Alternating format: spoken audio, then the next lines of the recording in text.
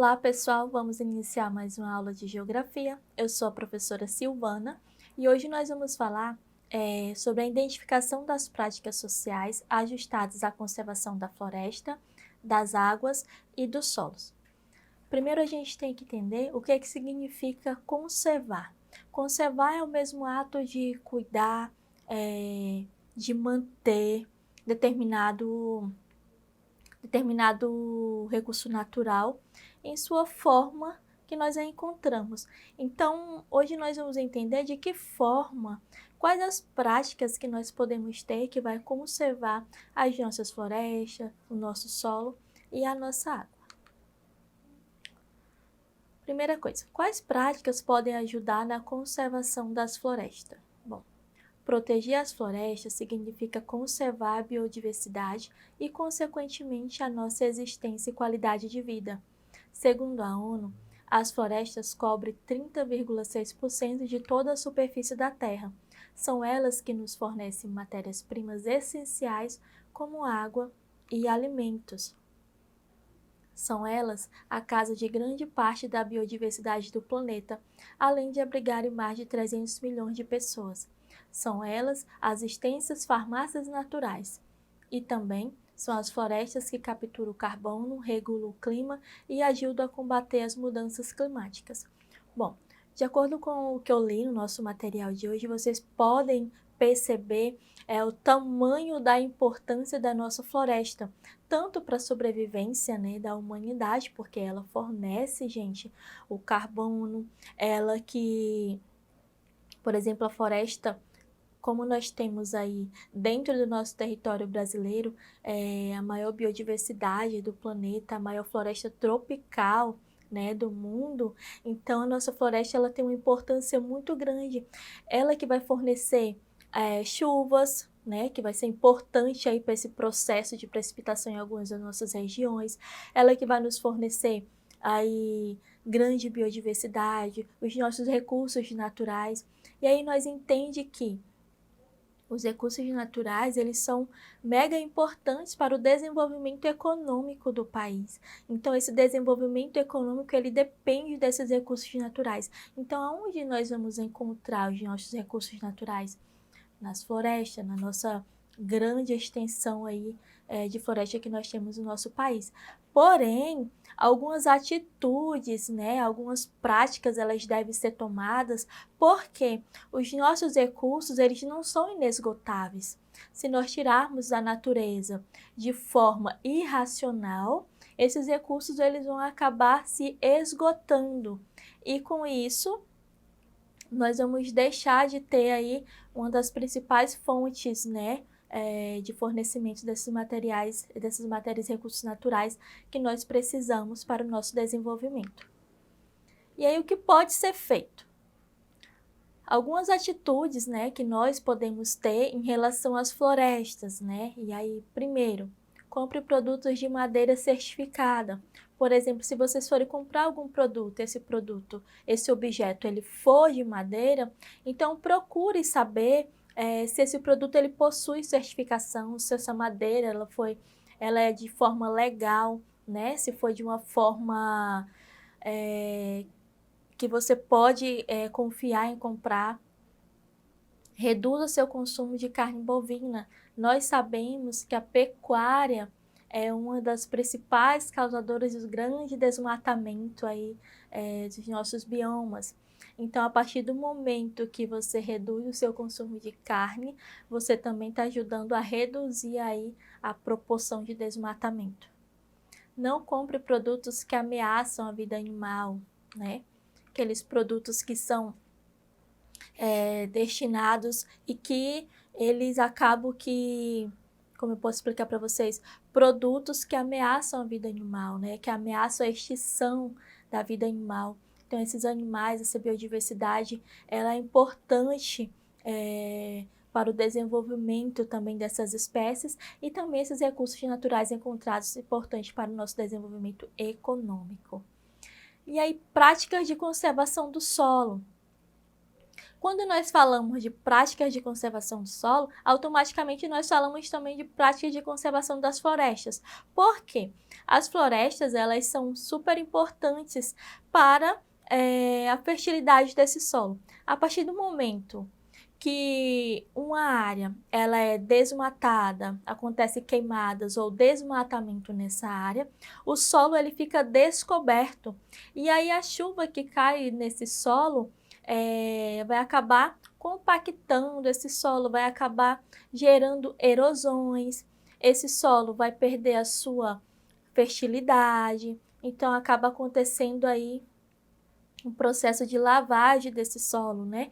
E aí esse solo acaba perdendo seus nutrientes. Então, uma forma de preservar as florestas, uma forma de conservar as florestas, automaticamente você também vai estar conservando a fertilidade do solo, que é tão importante aí, por exemplo, para a agricultura do país. E aí também temos que ter práticas de conservação da água. Nós sabemos aí a importância enorme que a água tem para o nosso dia a dia, seja para a nossa sobrevivência, seja água nas indústrias, tudo aquilo que nós consumimos, tudo por trás vai ter a necessidade de utilização da água. Então, de que forma nós podemos, né, conservar? Algumas formas, elas podem ser, por exemplo, formas de reutilização, formas de cuidado, formas de uso racional. Você pode utilizar a água de forma racional, utilizar somente aquilo que você vai precisar, a quantidade que você vai precisar. Então, são aquelas atitudes que nós aprendemos desde o primário. Ao escovar os dentes, desligar a torneira, na hora do banho. Se não estiver sendo necessário, desligue o chuveiro. Todas aquelas atitudes que nós aprendemos desde o primário são atitudes que devem ser, até hoje, tomadas para que essas práticas sociais elas acabem que conservando os nossos patrimônios naturais, né? Que principalmente a nossa água. E nós sabemos que por mais que a água ela seja uma fonte natural renovável, e aí a gente vai ter o ciclo da água, que é um importante ciclo que a gente acaba tendo essa água de volta, a gente tem a evaporação, e aí todo aquele processo, né, do ciclo da água que nós já conhecemos, mas a partir do momento que acontece as queimadas, a partir do momento que acontecem as derrubadas das nossas florestas, esse ciclo da água ele acaba sendo interrompido. Então, de uma certa forma, todas essas atitudes e práticas de conservação também acabam que contribuindo para que a gente possa ter aí mais tempo ainda com água presente nas nossas vidas, já que em algumas regiões do Brasil, né, por exemplo, no Nordeste, nós já tivemos aí problemas de água até na região do Sudeste. Então, essa falta é exatamente por falta de práticas de conservação, tá? Então, é importante vocês entenderem que as práticas sociais voltadas para esse processo de conservação, elas devem ser feitas no dia a dia. E é tudo aquilo que nós aprendemos desde o primário que vai acabar contribuindo para essas conservações até os dias atuais, tá? Então, diante do que nós aprendemos, vamos para o nosso exercitando. Primeira questão. Segundo a Organização Mundial de Estudos Ambientais, em 2025, 2 de cada 3 pessoas viverão situações de carência de água, caso não haja mudanças no padrão atual de consumo do produto. Uma alternativa adequada e viável para prevenir a escassez, considerando-se a disponibilidade global, seria a. Desenvolver processo de reutilização da água. B. Explorar leitos de água subterrânea. C. Ampliar a oferta de água, captando-a em outros rios. D. Captar águas pluviais. E. Importar água doce de outros estados. Então, como nós estudamos, a melhor alternativa para que a gente possa ter uma disponibilidade de água melhor ainda seria desenvolver o quê? Processos de reutilização da água. Todas as outras opções não seriam a opção adequada para a gente manter a disponibilidade global de água, tá? Questão número 2. No Brasil, em termos de esgotamentos dos solos, podemos citar as regiões áridas do Nordeste que sofrem com o processo de desertificação. Já no Sul, o intensivo uso do solo em terrenos arenosos leva à arenização. A arenização e desertificação são distintos processos de degradação do solo. O principal critério natural utilizado para diferenciar esses dois tipos é a composição dos solos, b. o nível de exploração dos recursos, c. o regime pluvial, d. a sustentabilidade e erosões,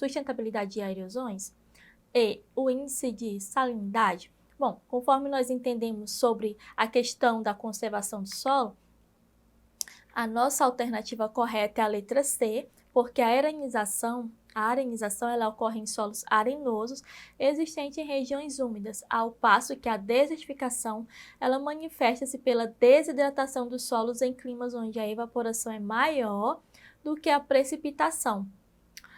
O regime pluvial, portanto, é a base para diferenciar as áreas de ocorrência desses dois tipos de degradação do solo. Então, a partir disso, nós entendemos aí a diferença, né, desses dois processos aí que acaba ocorrendo a erosão do solo. Então, pessoal, é isso a nossa aula de hoje. Vocês não esqueçam de acessar a nossa plataforma Eduque. Lá vocês vão encontrar diversos materiais, tanto a nossa aula de hoje quanto aulas anteriores e todas as questões que vão auxiliar no desenvolvimento dos estudos de vocês. Então é isso, obrigada pela companhia e até a próxima aula.